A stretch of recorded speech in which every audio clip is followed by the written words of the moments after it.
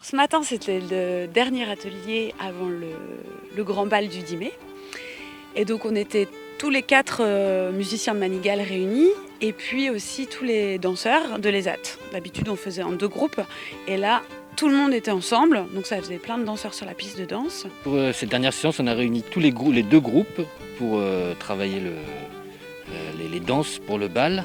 Et on les a fait travailler en condition, c'est-à-dire dans toute la salle, en prenant compte que nous on sera au centre et qu'il y aura d'autres personnes autour. Le 10 mai, il y a le technicien de Manigal qui vient pour nous aider à installer le totem et pour câbler tous les câblages qui ont été construits ici. Il y a 3 sortes de câbles qui ont été construits, des câbles pour piloter la lumière, des câbles pour brancher les enceintes pour le son et des rallonges électriques pour le totem. Tous ces câbles ont été construits par les ateliers du groupe câblage. Les câbles vont être branchés au totem qui sera au centre. Donc on a disposé les groupes autour d'un hypothétique totem.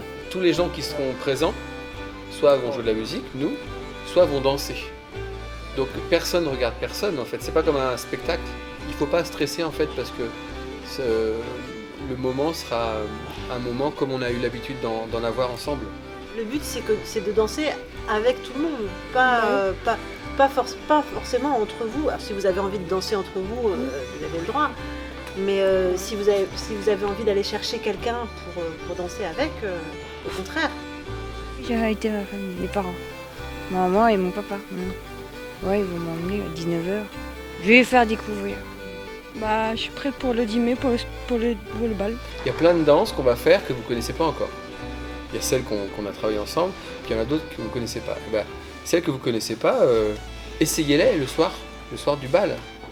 N'hésitez pas à venir les essayer en regardant un peu ceux qui savent, puis vous essayez de regarder un peu comment ils font, si c'est une danse de couple, si c'est une danse en ronde, si c'est une danse en ligne. Il y a plein de sortes de danses, et puis vous pouvez très bien essayer des danses nouvelles le soir du bal.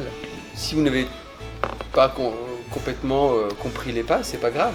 Parce que le 10 mai, ça va être comme un gros atelier, on sera tous ensemble, et si vous vous trompez, s'il y a des danses que vous connaissez pas mais que vous avez envie de faire quand même, vous pourrez danser le plus longtemps que vous voulez.